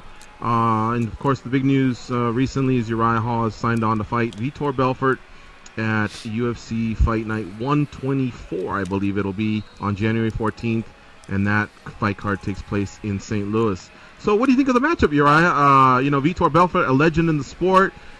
He's given us a lot of thrills and highlights just like you. Are you really digging the matchup? Vitor is a legend, man. I watch some of his highlights when I was younger, and Didn't see too much of it. Just saw a dude with no neck and all upper body with straight punches. I was like, oh my god, this guy's a beast. And to look at it now, you know, it's like, oh my god, I'm fighting that guy. And you know, people are gonna be like, oh my god, he's old. The motherfucker's still dangerous. You know, there's a reason why he's still doing it. He's still dangerous. I'm gonna put aside all that stuff. You know, I respect him for what he's done. When you're in the cage, you know, for me, I look at it as a growing opportunity. I'm not saying I have his name on my resume. I'm just looking at it. I get to go up against one of the best of all time. You know, that's how I look at it. It's not going to be the same to say, fuck these guys, I'm taking over. I mean, that's the plan, but it's not something for me to focus on and brag about. But, you know, he is good, and, you know, we got a really solid game plan. Work with Eric for the last fight, and, you know, it was really cool how we just sat down and really put everything in perspective and the outcome of it, and just the training regime where we had where Eric was like, you know, to hell and back, and that first round was hell. And to come back was that, you know, comeback. So I feel pretty good going into this, and it's just another step to grow and move forward. Yeah, and the fight, of course, you're referencing Christoph Jocko, UFC Fight Night that took place under Rockhold and Branch out in Pittsburgh. Great fight. And I wanted to ask you, I also saw your reaction to that fight. You know, I mean, that fight, you could tell meant a lot to you because I think you proved a lot to yourself. But what I wanted to ask you is, you've gone out there and you've starched people. We've seen that. And, of course, when you can go out there and not take any damage and blast the other guy, great. But at the same time, a lot of fighters learn from the fight you have, like the one you had where you had to face some attrition and dig deep and pull out the win. So my question is this probably your finest hour, that fight versus Jocko, that what you're most proud of when you look back at your career? It's personal, man, because, you know, when I was in there, and if I could be really honest, I was ready to quit. I was done. I was like, man, I'm done with this shit. What the fuck am I doing? All of this was going through my head the whole fight. Like, why am I doing this shit? This shit is stupid. I fucking have a better job than this. I could be an actor where I can just take fake punches and still get paid. What the fuck am I doing? And he got my back, and I was in my head. I was like, man, I'm done with this shit. And I felt a certain way where I kind of got out. And honestly, my body took over. I call it thinking body, dancing mind. My body just went in autopilot, and I was just like, all right, whatever. And then round 2 came. I still wasn't there. And I remember Eric did such a great job at keeping me calm because, you know, fighters at their best when they're calm, they can think. Not really think, but they can just react. Most of fighting is reacting anyway. And, you know, Clayton, my coach, just told me to breathe, and Eric was just like, all right, you know, I want you to try this. And it was a calm approach, and I just remember listening, saying, yeah, okay. And now I took all that, but even when I got in there, I still wasn't there. And I got so frustrated trying to figure him out because he was such an awkward guy to fight. I'm like, this dude is awkward as fuck. I can't do anything. And I kept saying, fuck, I can't do anything. And for a brief moment, and some people know what I'm talking about, a Dragon Ball Z moment happened where I said, fuck it. I literally said, man, fuck this shit. Fuck you. Fuck this. Fuck everybody. And I just knocked him out. And I zoned out. And I've tapped into this moments in my life. An Adam Sella moment was that. When I fought Dylan Andrew was that. A gay guard. I would tap into these moments, and I could never control it. And when I tapped into it, I kind of had a glimpse of, I think I know what to do. And it's that fuck it moment where you just actually don't give a fuck. Wow. And that's what helped me. Do those moments ever transfer outside of MMA, like doing something else, having that moment of clarity in some other situation? Not as much. It was more of just me being calm. But it's hard to explain, man. The older I get, I'm just really saying what's really important. It's hard for a lot of people to get, man. People are like, what's wrong with you, dude? You're weird. And I'm like, you know what? You're right. Thank you. Because being weird is like a limited edition. I'm something you don't see too often. But I just look at things very differently. Like, I lost my passion with the UFC because I was more focused on winning, pleasing the crowd, pleasing Dana, getting paid, not letting everybody down, forgetting my passion that is something I love to do. I love to compete. I don't like to hurt people, but I love to compete. And that competitive nature was replaced with something else. And I had to kind of step back and be like, what am I doing? Is this really me? Is this who I am? Or now I got to talk shit to get a fight to be recognized? It's like the Catch Me Outside chick. How the fuck are you famous for disrespecting your mom? Do you know what my mom would do to me if I do that shit at this age? You kidding me? It's like that. It's like forget working hard and doing the right thing now to be somebody in America. Now you can just come up with a bunch of stupid fucking music, and you're famous. Right. So I'm like, do I want to play the role, or do I want to be myself? Which is a hell of a lot of fucking sacrifice. And I chose to do that. Do you have to almost isolate yourself sometimes because there's so many people trying to get in your ear with what you should do, what you shouldn't do, that sort of stuff? Maybe isolation not the word, but just taking people out of my world. You know, I went through my phone, I changed my number, I deleted people. I'm like, I don't even remember this person. Why do I know you again? And just stop talking to people because there's either negative affirmation or just negative energy. We all have them in our lives, but we're so prone to it. It's like an automatic thing. It's like Instagram. We all do it. We go on, we just scroll for no fucking reason. Just keep scrolling. Oh, I might find something. Oh, look at this feed. Oh, look at that girl. I might find something. I had to catch myself in these psychological traits, these moments, and be like, what the fuck am I doing? Am I losing myself? All of a sudden, likes are important now. Forget me actually liking it. I got to go online and go, ta-ta. You know what I'm saying? So I had to kind of catch myself, and that's where I'm at. Let me ask you two a question, because I'm kind of interested too with Eric. Yep. If I told you guys right now, Mom's about to walk in, she's gonna look at your Instagram. Do you have enough time to delete one person off there that for sure you don't want to? Who would you delete? I'm good. I'm straight. Yeah. Yeah, I'm good. Really? Yeah. Your Instagram's that clean? Yeah, I'm good. You said your mom? My mom, my wife, or whatever. Anybody, yeah. You can go right. You can go. It could be Justin Bieber, whatever, but you got to delete it like fast. Clean. Really? I'm clean, man. Oh man. My mom don't even give a shit about Instagram. Yeah. No? I'll show you guys right now. Oh jeez. How about you, Dan or George?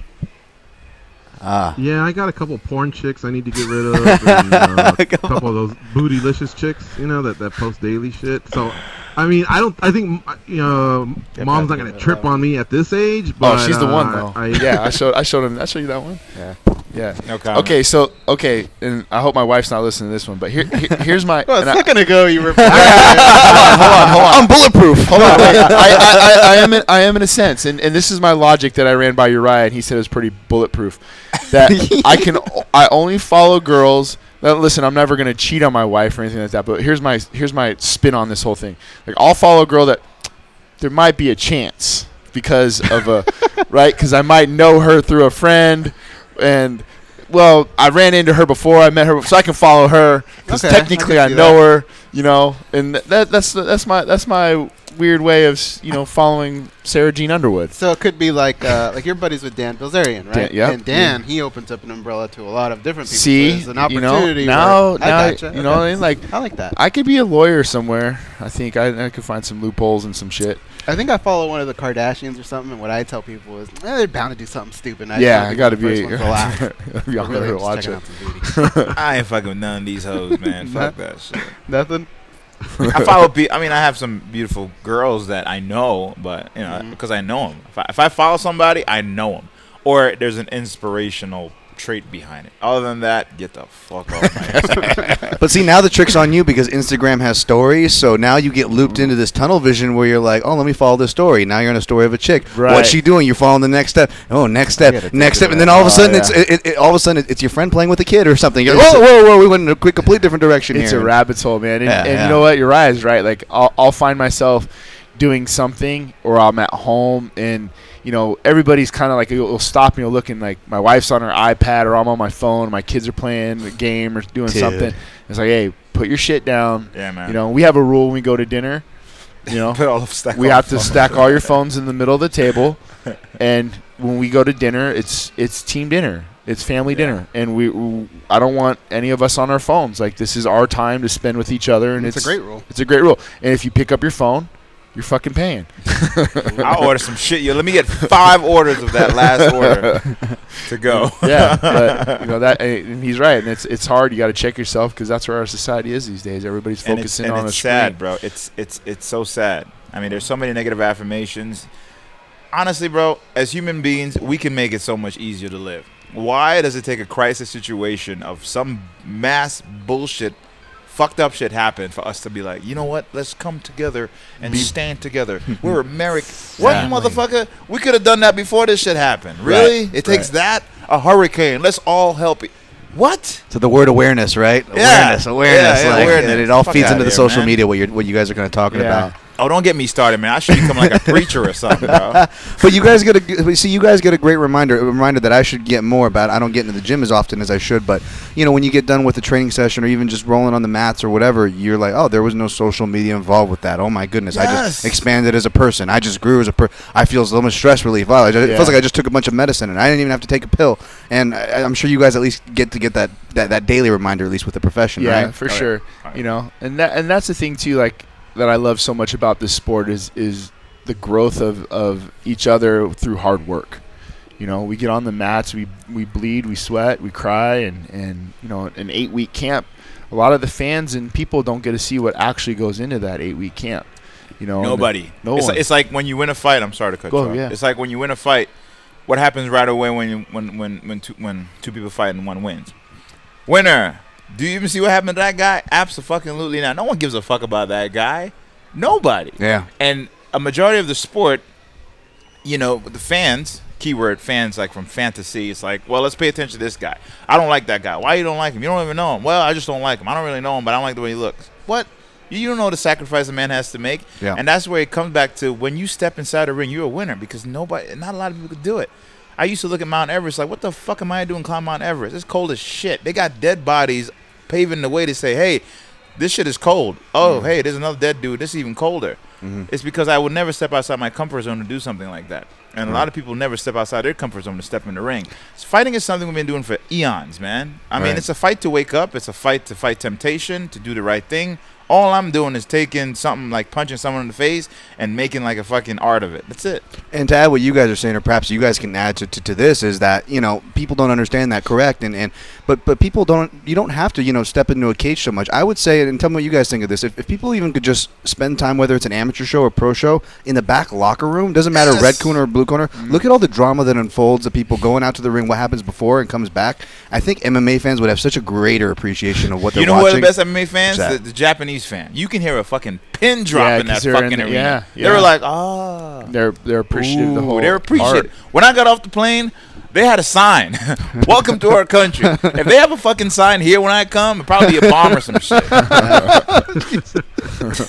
you guys ever get coming out of the airport? When I first moved here to Vegas, the one thing that I didn't like, and because you've been to Orange County, California, that's where I grew up.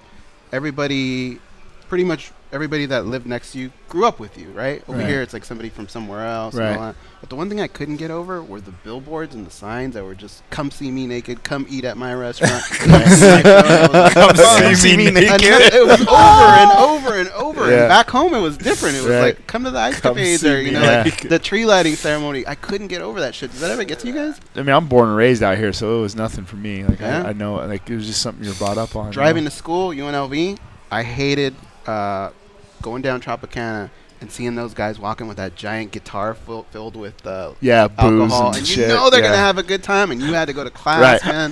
It's 9 a.m. and they're just getting their day rolling, or they're just coming in off of like one, on the bridges. Or hold on, I'm gonna take it one step further. When we come home, like we're flying back home to Vegas, and you get that fucking airplane full of the rookies going to Vegas, and I'm just like, man, I can't wait to take your fucking money. Yeah, right. You They know? too. Yeah, I was raised in New York, man. New York, I love going back to New York because New York don't give a fuck who you are. You Uriah who? Get in the fuck in the back of the line.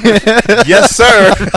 I mean, I don't mind, you know. And I used to get mad at fans, and Clayton calmed me down, of course. Fans just come up to me like, get the fuck away from me, man. You don't fucking know me. Because I was sensitive towards that. Especially if I'm eating alone. They'll come up to me like, yo, what's up, man? I'm like, do you hit strangers like that? What the fuck is wrong with you? Don't do that, man. What are you doing here by yourself? I'm fucking hungry. What do you think? But I didn't understand that, you know, they felt related in that way. And my assistant would say, just smile and be nice. And I would catch myself. And I think I'm doing a better job now, you know. I'm not as mean to some people. And if I am mean to you, I'm sorry. But you probably caught me on a bad day. But once you're in, you're in. You know, like we're family now. Yeah. You know what I mean? And once you kind of understand that bond, and him and I hit it off the day we met.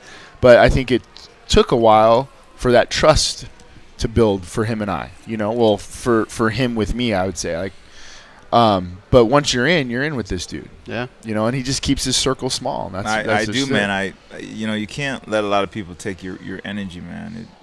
It's so easy to be distracted.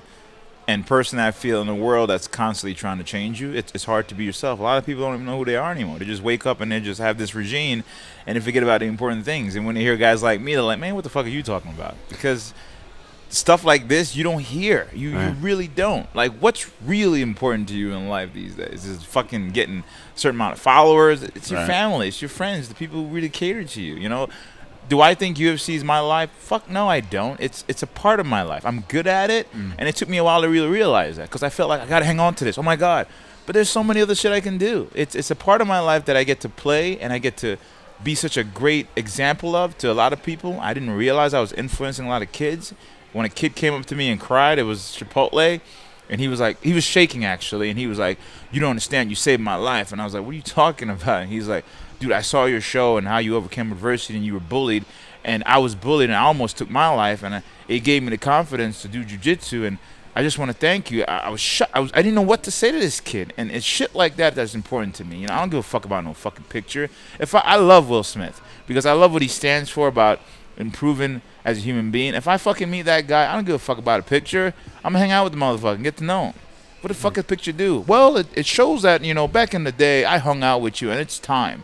Make a fuck a picture. Hang out with me. You know what I'm saying? Hang out with me. It's nice hearing you know, address these things that kind of make you come out of your shell. And I'd be lying if I didn't know what you were talking about. You know, and noticing the issues you're citing about making that transition. But when I see you from an outsider's perspective, of course, you can shed some light here.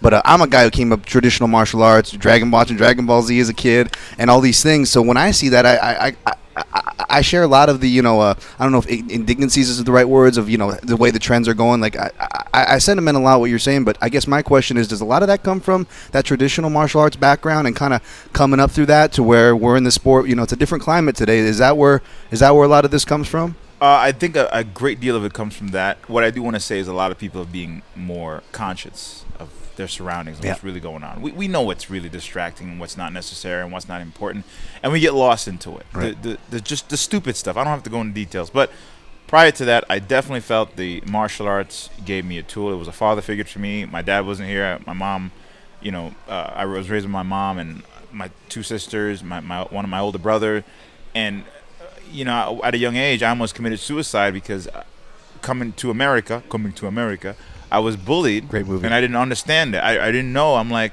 why are you putting me down, dude? Like, what does this mean? Because in Jamaica, no one would do that. You know, I wouldn't even wear shoes, and it was an issue. We would wear shoes on special occasion, like church or fucking school.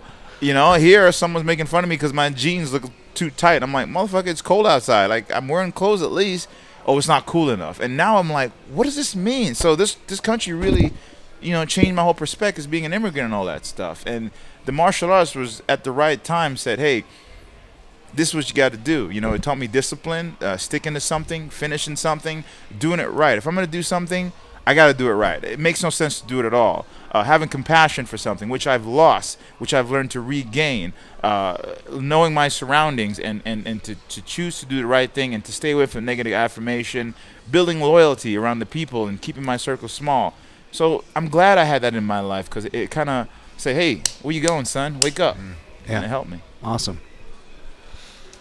Uriah, I wanted to ask you a little bit about your connection with Eric. You know, you mentioned how much he meant to you in your win over Christoph Jocko, keeping you calm. And obviously, we know that early on you would visit Vegas, but it wasn't like your home like it appears to be now, like, you know, more of a full-time basis. And with a lot of different coaches that are there, what clicked that you added Eric to your coaching staff? What clicked? It was a bromance. You know, I'm one of those rare cases where I know energy.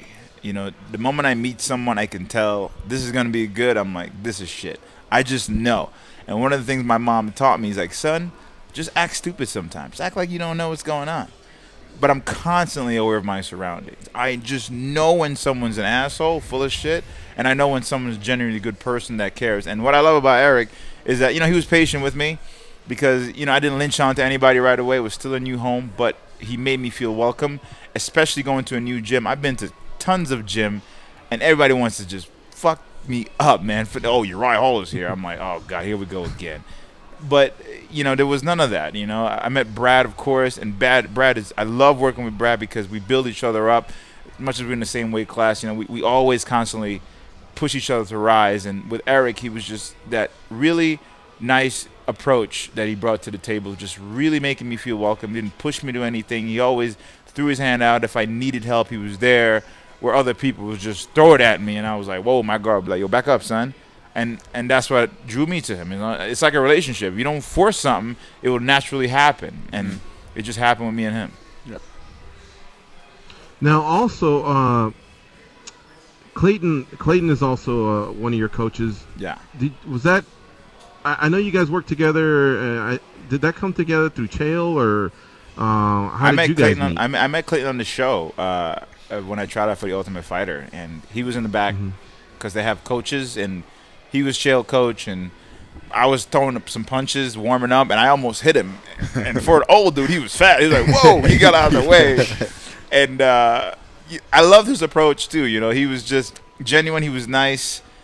And when I got picked for Chael's team, his attitude every day, man. I don't know if you ever met Clayton. He's just always upbeat. You hardly see him. If you see him mad, you better record it because you'll never see that shit again.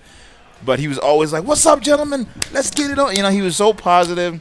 Yeah. Going back to the house with all these knuckleheads, I'm like, fuck, I got to live with these douchebags. But not all of them, of course. But going back to the gym was my favorite part because Clayton was just always positive. And, of course, Chael was there, too, to give me that positive reinforcement, to tell me it's okay to be the way I am. It's okay to feel this way, where I was brought up, no, you got to win. You got to die. You got to go out there and And Chael was like, it's okay to lose, bro. I'm like, no, it's not. I can't lose. He's like, no, it's okay to lose. You can lose.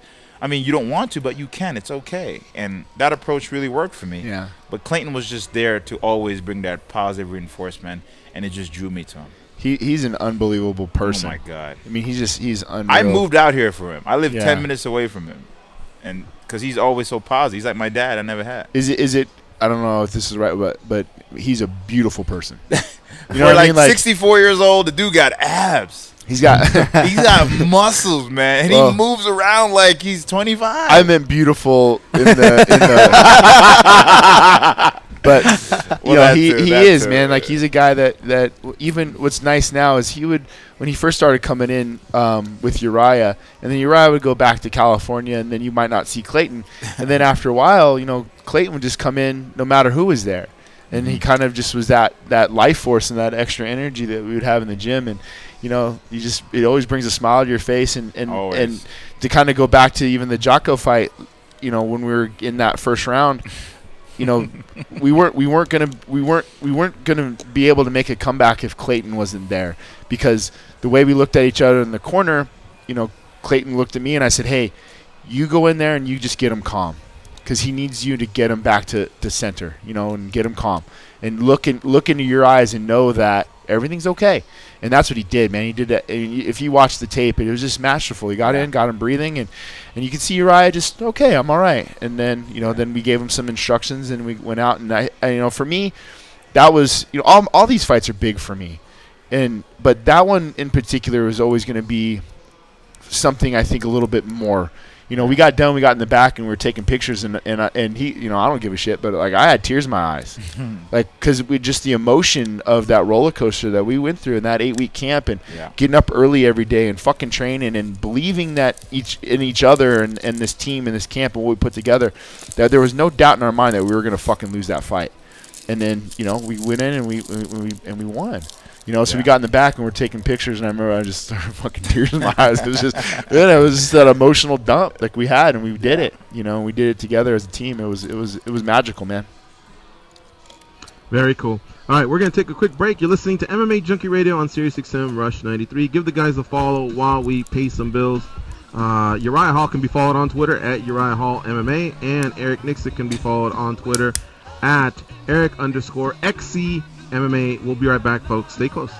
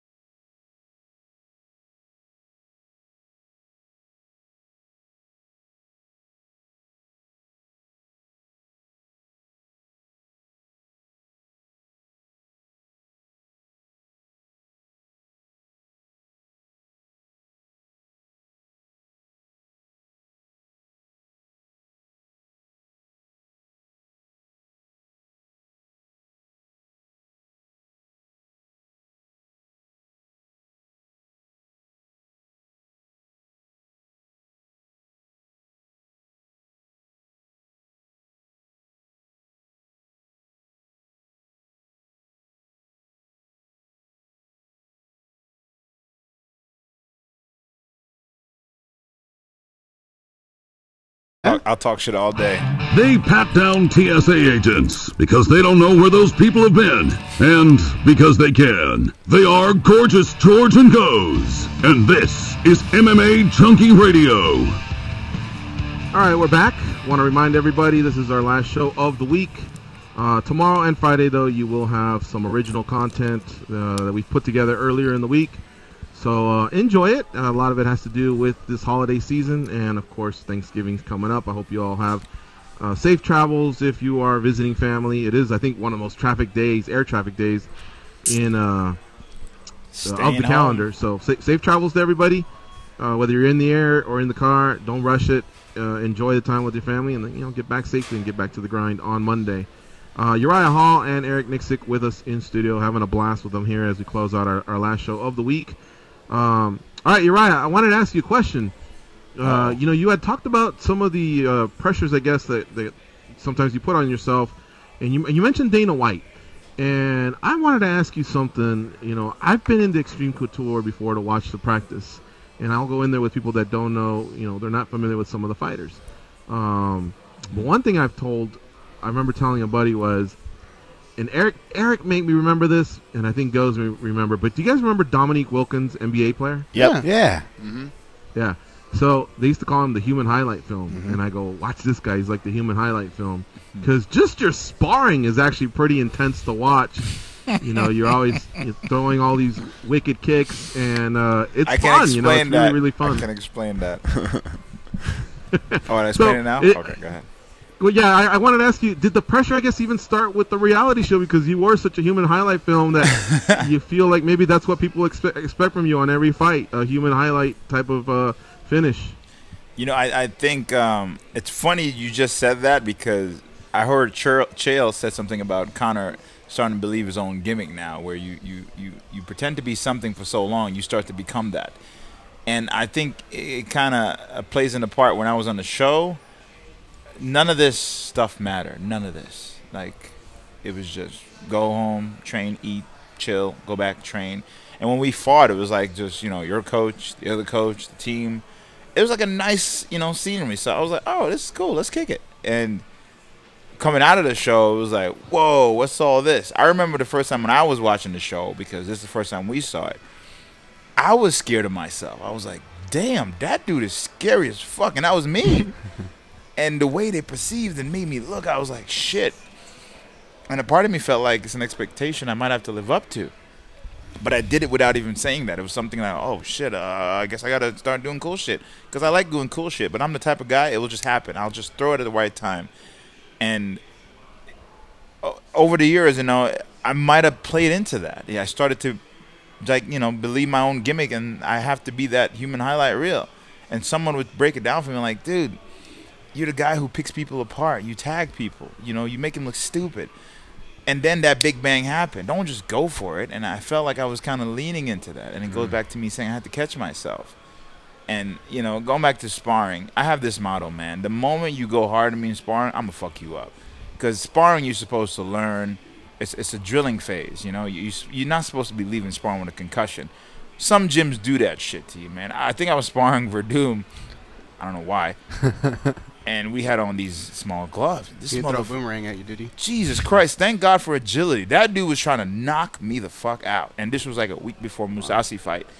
And I was like, I didn't realize that Kings, there is no chilling sparring, And me and Kelvin are cool. We always, but you can do that with certain people. But Verdum was like, what, a heavyweight?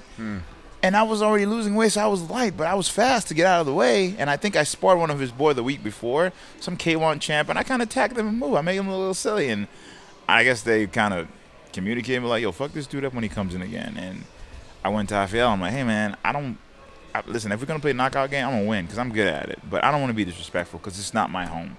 But some guys, it's that ego, and I have to check it. But usually I give them that one shot, like, bam, you good, bro? You good? You good? All right, cool. But some of them don't get it. But the moment they come at me hard, I'm going to, all right, we're fighting now. We ain't sparring no more. But I never try to hurt anybody. I always want to play because I think you learn and you have fun. If that answers your question. I kind of went off track, too. No. It totally does. Like I said, you pull out a lot of different techniques in sparring that others don't see. But you also pull back the kick. Yeah, I didn't mean. I have to. I mean, I pull it back sometime, but like I was sparring my friend yesterday, and she was just coming at me like to knock me out, and I'm like, ah, shit. The only way to defend this is to knock her out, but I couldn't do it. You know, I had to take a beating. So. All right, Uriah Hall is going to be facing Vitor Belfort, and it's coming up on January 14th, or a little bit outside of 8 weeks. Fight night 124 is what they're calling it. Eric, did you already crush it and make the game plan and look at the videotape, or is that a process that happens over 8 weeks? Like, when do you actually dive into all that, the X's and O's? It's a fight I wanted. Yeah, you did. I think a week after the Jocko fight, I texted Uriah and I said, I want Vitor. And he said, you think so? And I said, I think it's a great fight for us. He's a legend. I think it's a great matchup in our favor. But again, like Uriah was saying earlier, all the respect to Vitor Belfort. He trained with us at Ashingpatori. He's one of the best fighters on the planet. There was a time where either he was fighting for a title or contending for one. So I just think this is a fan favorite, friendly fight. And yeah, I mean we were already on the tape. Me and Uriah and the coach Clayton, we've already sat down and gone over a lot of the game plan. But throughout camp, things change. The nice thing that I enjoy about working with Uriah, he's such a creative mind that we'll do things and things will come into play that maybe we'll add in or maybe we take things out. But he's in control of his own tools. So if we do something and he's not a fan of it or he doesn't like the way it sets up, then we'll move on from it. If he loves it, we'll build from it. And that's what we did a lot in the Jocko fight. We came up with about 5 or 6 combinations that we really thought were going to work. Including that punch? Including the punch, yeah, including the straight right and the level change. And that was kind of, I think, where the autopilot kicked in for him. So that's the thing. We'll start building a base layer to our camp starting up this week, and then we'll grow from there and go from there. So I'm looking forward to this, man. Like there's nothing better than getting your guy prepared for a legend like Vitor Belfort. And to throw something there, I never really used to watch my opponent, to be honest. I'm one of those old school guys like, oh, fuck it, I'll just go in there and figure it out. Because I like the challenge. I'm like, if I can beat you and just figure it out, shit, I won. But, over the course, I'm learning to really adjust and really set a tone. I don't like to clog my head too much like the Mousasi fight. I didn't get crowded. I was like, oh, my God, Mousasi, what does he do, blah, blah, blah. And I watched one fight, and he was fighting Machida. And I noticed one thing he did, and that's all I focused on, one thing. And when because Machida flinches a lot. And when Machida flinches, he ducks. And I was like, oh, that's it. He'll duck right into it.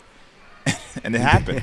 You just duck right into it. Yeah. So I don't like to watch a lot of fights and analyze because that shit is not gonna fucking work. You go in there, you want your body to take over, and the less you have to focus on, the more tools you can add to it. So we didn't really focus too much on. I mean, I'm not taking anything away from it, but at the same time, not clouding my head to go out there and blank out. Yeah, and I think for me, George, coming from a football background, I watch a lot of tape. And that's been something I've just been accustomed to. And I also want to give a shout out to Dan. I don't want to put Dan in a peculiar situation, but like I'll resource Dan for just a lot of things that he sees. I know he stays kind of down the middle on a lot of that stuff, but I asked Dan. I think for all my camps when I'm head coach, especially, hey, what are you seeing? Did you? Or at least I'll ask him if he did a write up on the guy. And then I'll go and compare and contrast notes, and sometimes I'll call him. Like we were on the phone for an hour when I talked about Jocko. Yeah, 100%. Yeah, talked about things that I'm seeing, and if you agreed with a lot of stuff, and then basically implemented that in the game plan. So I think moreover for me and Clayton, it's going to be more tape. For Uriah, I think I don't. We don't need to kind of – he's right. We don't need to bog his mind up with a lot of stuff, but we'll need to kind of get the flow going with a lot of that. And really with the Jocko fight, we just wanted him to work off his jab and then his inside kick. And then everything else was kind of built off of that. And that's what we did. Motherfucker was awkward. Shout out to Jocko, by the way. He's a tough kid. I know he asked for me a while ago, but the papers didn't go through to go to Germany, I think we were supposed to fight. Visa. But I do want that picture, though. He has my face on his shirt. So missing, have you seen this man? But he's a cool kid, I mean, it's a hurt business, you know. Who am I to talk shit? We're gonna fight anyways, but let's just do it like men. Yeah. Fuck all that.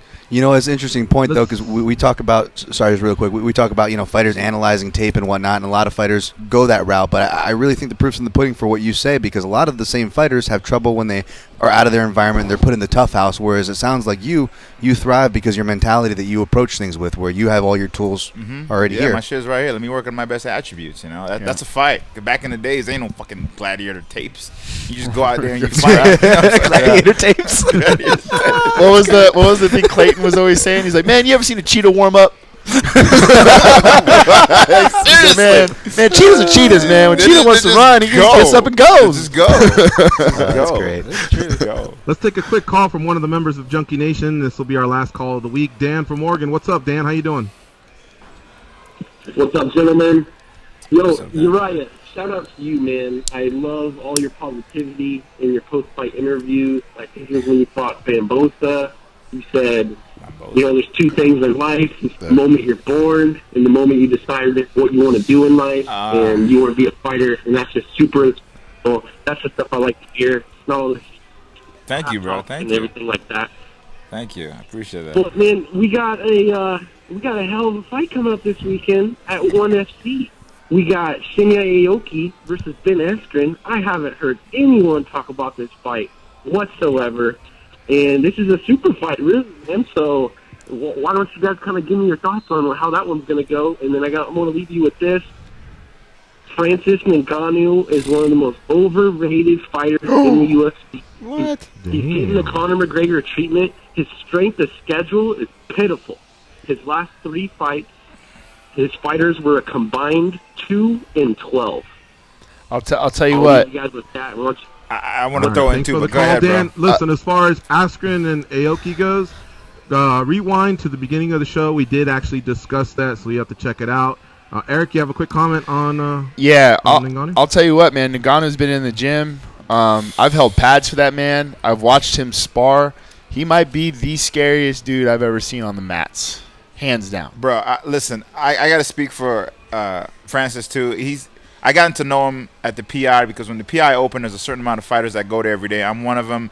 He's been there every day. One of the nicest guy I've ever come across as a giant monster. And I spar with him, which was probably the dumbest thing I could do. The man's jab, even though he pulled back on it, hurt. I had a headache for a couple of days. I felt bad telling him. His jab alone hurt, and we were wearing big gloves. The dude is scary. I mean, whatever the UFC do to push him, that shit is true. The dude is scary, and he's so nice. And you know what? He has a goal. He's like, listen, I'm coming here and taking all these dudes out. And as a fighter, you got to have that mentality. Yeah. But he's so cool, man, and he works hard. He's there every day because I'm there. I just train with him, too. Not sparring, of course, but strength training. And he works hard, man. So I'm excited to watch him. He came out to my fight. We just spoke about me coming out to his, but I probably can't. And he said, I want to come out to your fight when you fight in January. He's a really cool guy. He's man. a great guy. Awesome. And I'll tell you what, when I was holding pads for that dude, he had big gloves on. It was big glove day, and I can feel his fucking knuckles through my hand in my pad. He hits hard, He man. hits hard, and he's athletic as all can be. Like Coach Clayton and I were watching him today at the PI. The way he was moving, man. Like, Gotta jump in, guys. Go ahead. I gotta jump in, Eric. We gotta take this last break, otherwise we will derail the whole Sirius XM system. You're listening to MMA Junkie Radio on Sirius XM, Rush 93. We'll be right back, folks.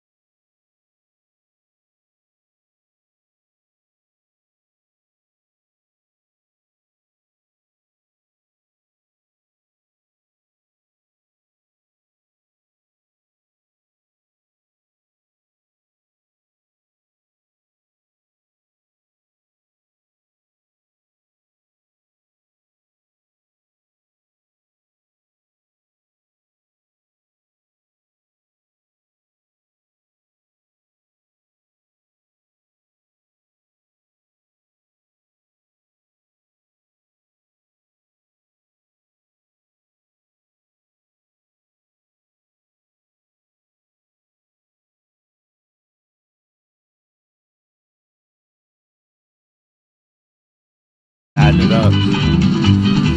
Every time it comes in, audience. bad. We will be Gotta leaving you protect it, here bro. in about 20 seconds. I want you all to have a safe and happy Thanksgiving weekend. There will be some MMA Junkie radio shows for you to check out, so check us out on Thursday and Friday.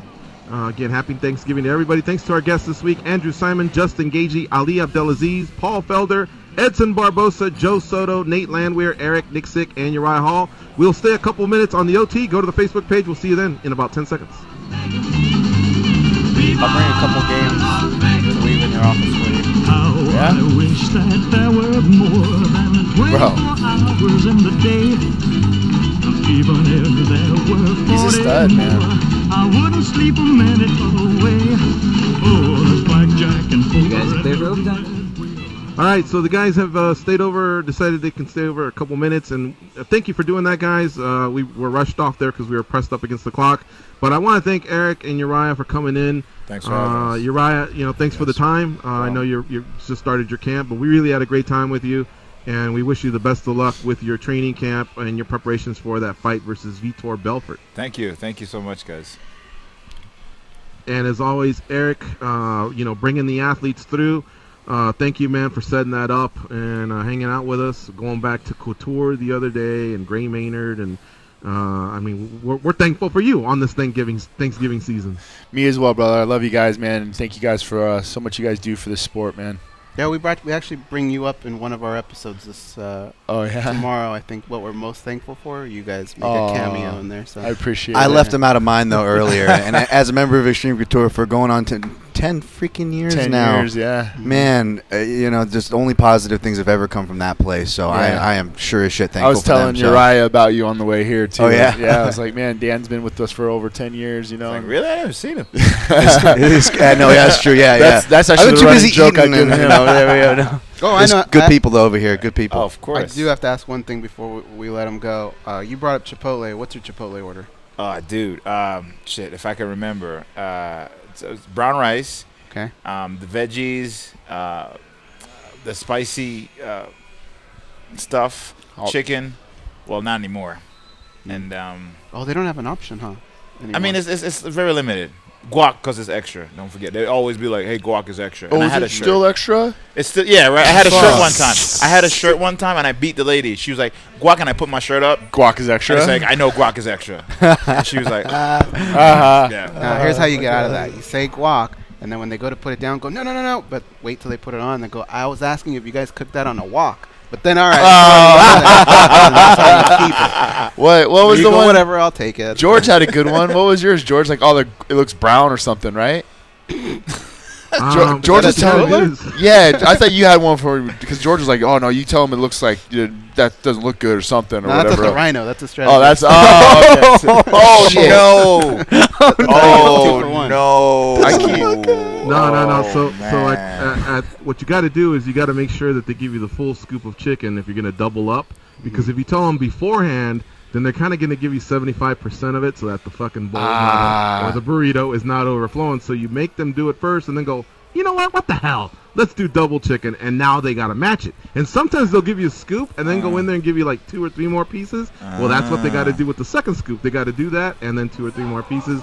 Man, they have a tough time folding that burrito. Is it me or have they been fucking stingy lately? Yeah. Oh my god, Always. Dude, they're stingy as fuck. Go to the one on lately. Blue Diamond. That's Like, the one I go to. Blue Diamond. They come strong, unless they've changed things up. I don't know, because I haven't been able to drive a car in the last 2 months. But the one over there on Las Vegas Boulevard by the outlets, they've been skimping as. Oh, okay, that's the one I go always to. thought that That's Blue the one I Diamond go was to. strong. Oh, okay. I think it's good and bad because every other country has portion control than America. Yeah, that's true. Yeah, and we don't have no fucking portion control. That's why we're fat. And the beans and the veggies, wait on those. At first go, I'm not feeling it. Then get your meat. Then go back to it and go, on second thought, that looks good because they're worried about overflowing the burrito and shit. So they skim you on. I'm on a bowl meat. guy. Yeah. I'm a bowl guy. I'm like a chips with the bowl and I get it all. And I'll do that. Yeah. Chips gets too salty a little while, yeah. I don't know, man. Hey, Uriah, one last thing I wanted to ask you. Yes, sir. Have you ever done the stand-up like some of the other fighters? A stand-up? Comedian stand-up? Yeah. I know you've gone to the Adam Hunter shows, but have you ever thought of just going up there like some of the other fighters that have done it. Oh, man, they'll throw some tomatoes at me, bro. I'm just funny. I think I'm funny. I'm funny around chicks. I'm funny around people I know. And I'm funny when I'm comfortable. If you put me on a stage, I'll freak out. I don't know. This alter ego character of you explaining scenarios was like, dude, we need that character. Follow him around. Like, what does it look like I'm doing? I'm fucking eating right here. Like, I was dying. Like, you know, I learned a lot of myself from Dave Chappelle because he tells a lot of funny stories and stuff, and he's just a funny dude. No, Uriah's funny as fuck when he's in his element for sure. Yeah, I have my moments. Give me some alcohol though, I'll be making you laugh like a motherfucker. We refer to ourselves as the Nick Nolte and Eddie Murphy of MMA. Oh my god! So are you the gravelly voice then? Yeah, it's like, God damn it, Reggie! Guac's in my smoothie. I can only use with the basketball. Oh, Reggie! Reggie I can't do Eddie Murphy. I can only do like Coming to America. What are you doing today? So we got our movies all fucked up. Great reference. I wish they would cast me. Fuck you too. I wish they would cast me for that shit, man. If they cast me for Coming to America 2, I'll be the perfect son. I'll be like, oh my goodness, this is amazing. This is Queens. I want to go home. You know, I can do that shit. Rocky Marciano. Oh shit. All right, guys. All right, we have to get out of here. Folks, we'll see you on Monday with another edition of MMA Junkie Radio. For Uriah, Eric, Goes, Dan, and Danny back east, I'm George. Hopefully you enjoyed today's edition. And again, happy Thanksgiving to everybody. Be safe, and we'll see you in a few days. Go out there and be champions. Happy Thanksgiving, brother. Stay black.